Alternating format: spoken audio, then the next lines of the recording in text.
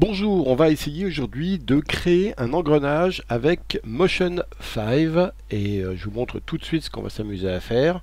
Je vous montre le résultat tout de suite et après on va l'attaquer. Un engrenage de ce style là avec plusieurs roues dentées qui tournent dans le sens contraire les unes des autres et puis à partir du moment où on en fait tourner une, ça fait tourner les autres, voilà, et ça crée un mouvement continu comme ça et vous allez voir que c'est très simple à faire dans Motion, mais je me suis quand même inspiré des travaux de quelqu'un que je vous recommande souvent qui s'appelle Patrick Sheffield, qui a d'ailleurs sorti un livre où il explique plein de trucs comme ça qui s'appelle How to Cheat in Motion. Alors voilà par exemple ce qu'on y trouve dedans, comment réaliser cet engrenage là. On va partir de zéro, je vais vous apprendre à le faire avec un premier projet ici que j'ai créé, donc un projet normal en HD, 10 secondes, 25 images par seconde. Le projet déjà on va le rebaptiser, on va l'appeler engrenage, comme la série, engrenage au pluriel, puisqu'il y en a plusieurs. Et on a un premier groupe, et ce groupe-là, on va l'appeler également engrenage. Et je vais créer un premier groupe ici, et ce groupe-là, nouveau groupe. Ce groupe-là, on va l'appeler, nouveau groupe, on va l'appeler roue 1. On le met dans notre engrenage, ici. Et dans notre roue 1, on vient tracer un cercle. Donc on se met sur l'outil cercle ici, où on fait C. On trace un cercle donc avec la touche Maj. Ici, je trace un cercle à peu près comme ça. Et maintenant, on va créer un. On va essayer de. Alors, il faut bien le centrer. Alors, pour bien le centrer, il faut vérifier ici que mes guides dynamiques soient mis. Et ensuite, ici, dans présentation, que mon magnétisme soit bien actif. Voilà. Et donc, je le centre bien, ce cercle, avec mes guides comme ça. Hop, voilà. Maintenant, ici, je vais créer un autre cercle à l'intérieur. Bon. Ici un peu moins grand, à peu près les 3/4. Et ce cercle là, je vais l'appeler flèche. Alors flèche, pas besoin de mettre une. Et donc cette flèche ici, je ne veux pas de remplissage, mais je veux faire un contour. Le contour il est blanc, ça me va, je vais l'élargir un tout petit peu. Je vais surtout le centrer également, au milieu, comme ça, voilà. Et surtout, je vais le transformer en flèche. Donc comment? En enlevant un petit peu de décalage ici. Voilà, par exemple, et ici, majuscule début, en transformant son arrondi en flèche. Donc, vous voyez ici, j'ai une petite flèche qui est à l'intérieur de mon groupe. Donc, c'est ça, c'est ma roue 1. Maintenant, cette roue 1, on va aussi lui mettre des dents. Alors, pour créer une dent, on va prendre un outil rectangle, donc c'est R, et on fait un petit rectangle comme ça, voilà. La même couleur, parfait, ça c'est bien qu'il soit de la même couleur ici, sinon il faut le mettre à la même couleur. Et on va créer un réplicateur à partir de cette dent. Donc je crée un réplicateur. Alors c'est le réplicateur, c'est soit L, soit ici on va sur réplicateur. Et hop, on crée le réplicateur. Ce réplicateur ici, on le sélectionne, on va le mettre en forme circulaire. On va ici faire un remplissage sur le contour. On va augmenter le nombre de points, on va en mettre, je sais pas, à peu près, faut voir à peu près avec le cercle. Donc le réplicateur, on va le bouger, on va le mettre un petit peu au-dessus du cercle ici. On va réduire son rayon pour qu'il soit bien comme ça. Et ici, il faut faire angle alignement. Ici, il faut cocher ça pour l'aligner sur le cercle, voilà, autour du cercle. Et vous voyez qu'ici, si je joue un peu avec mon rayon un peu ici comme ça, si je diminue, voilà, j'ai une roue dentée. Et pour que les dents soient aussi larges que l'espacement ici, on va s'amuser à jouer avec le nombre de points. Alors si j'en mets 14, est-ce que c'est mieux ou 13? 13 c'est pas mal je pense, et le rayon ça dépend un peu de votre taille, c'est pour ça que c'est pas forcément 13, ça dépend du taille du cercle, mais ce qu'il faut c'est qu'il y ait le même espace au milieu que sur la dent, à peu près, même peut-être un peu plus large là en tout cas, pour que la roue puisse tourner avec d'autres dents. Donc là on n'est pas trop mal on va dire, donc ça c'est bon, on a fini notre roue 1. On va la dupliquer pour faire les autres roues maintenant. À part, vous voyez ici, on n'est pas tout à fait l'engrenage du réplicateur, je ne sais pas s'il est bien centré parfaitement. Voilà, là il faut qu'il soit bien centré pour que si je sélectionne la roue, je vois plus de... Voilà, là on est pas mal du tout. Donc cette roue, on la ferme et on va la dupliquer 3 fois pour faire les autres roues. Donc 2, 3, 4. Et donc on a roue 1, roue ce qu'on va appeler roue 2, roue 3 ici, et roue 4 ici. La roue 2, je vais essayer de la faire 2 fois plus grosse que la première. Alors comment je fais? Je vais ouvrir ici. Donc ici, dans la roue 2, je vais aller dans le cercle. Et le cercle, ici, vous voyez, de la roue 2, au lieu que ce soit 100%, je vais le multiplier par 2. Donc je mets ici 200%. 2 fois plus gros. Je vais faire pareil avec la flèche ici. La flèche, son échelle, je vais multiplier par 2, donc 200%. Voilà, on a cet outil-là maintenant. Et puis c'est dans... Il faut que j'aille dans le réplicateur ici et que je sélectionne le réplicateur là. Et le radius deux fois, alors 137 par 2, ça fait 274, pardon. 274, et puis le nombre de points aussi, il faut que je le multiplie par 2, donc il faut que je fasse 26 points au lieu de ça. Et c'est pas tout à fait 274, et on va le descendre un peu. Là, on a l'air pas mal. Donc sur notre roue numéro 2. Et la roue numéro 2, on va pas la déplacer, on va déplacer les autres en fait. Une fois qu'on est là. Les autres, on les laisse à la même taille. Donc la roue 2, on la laisse, c'est la roue 1 qu'on va déplacer. Donc la roue 1, on va venir la prendre. Et on va la mettre par exemple ici. Hop, comme si les roues étaient commencées à interréagir. Même un peu au-dessus. Là, on a besoin d'enlever le magnétisme. Hein. Il me gêne ici. Donc voilà, et puis je viens le mettre à peu près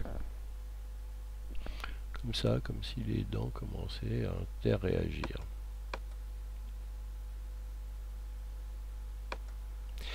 La roue 3. Comme ça, ici, hein, pareil, elle interréagit. Et la roue 4, elle interréagit avec la 3.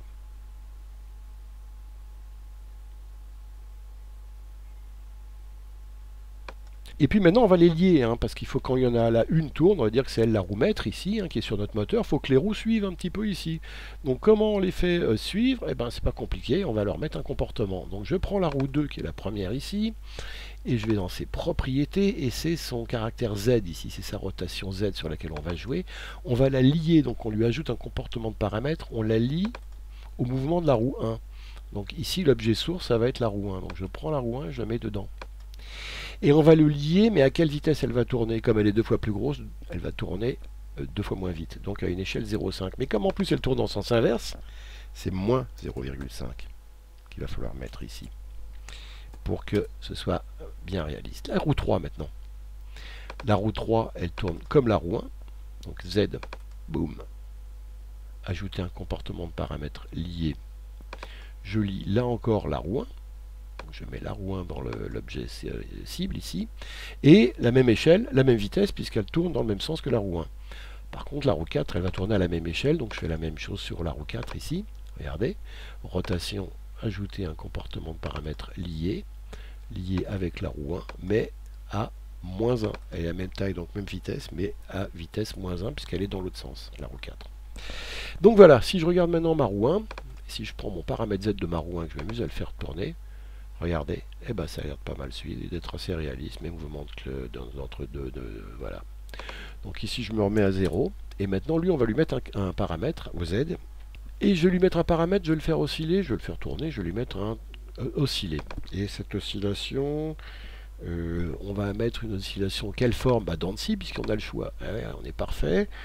Et puis l'amplitude, on va mettre 360, comme ça va nous permettre de faire un tour complet sur l'ensemble de nos 10 secondes de notre projet, hein, quelle que soit la longueur de votre projet.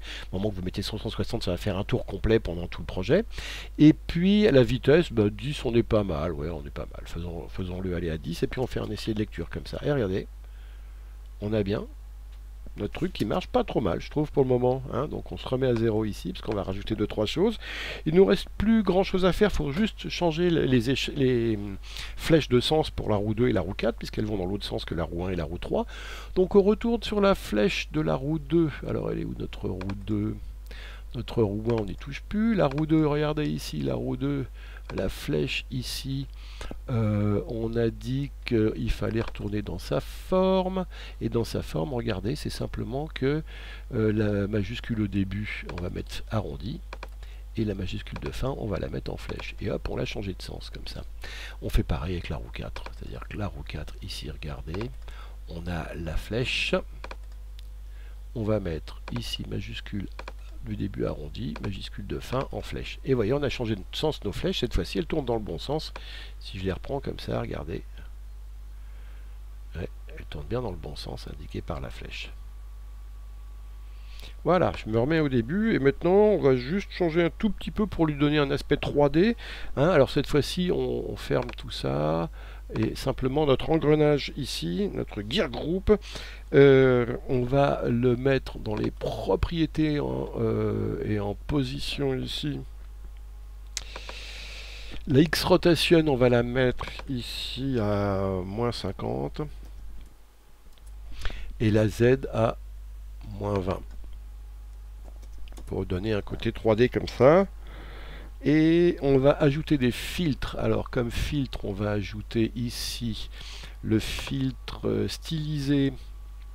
Donc on va dans styliser ici dans nos filtres et on va en ajouter deux. On va ajouter creux et volume. Donc on va ajouter volume et on fait maintenant même chose sur l'engrenage. On rajoute stylisé et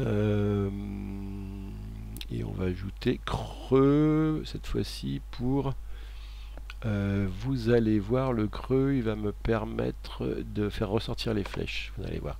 Donc voilà, hein. Donc, non, bon, ça se règle ici. Sur le creux, on va régler l'adoucissement à 0,10 on va dire, là c'est un peu fort. Et puis la rotation, elle est rotation de lumière. On va l'augmenter un petit peu, ouais, pour bien voir l'ombré. Voilà, c'est pas mal comme ça. Et la depth, la profondeur. La profondeur, on va la descendre un peu. Voilà, comme ça, c'est pas mal. Je suis à 7,8.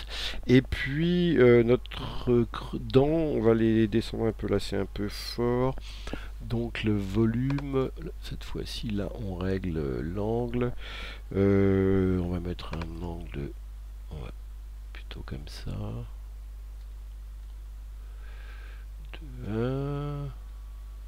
Voilà, c'est un petit peu à plat.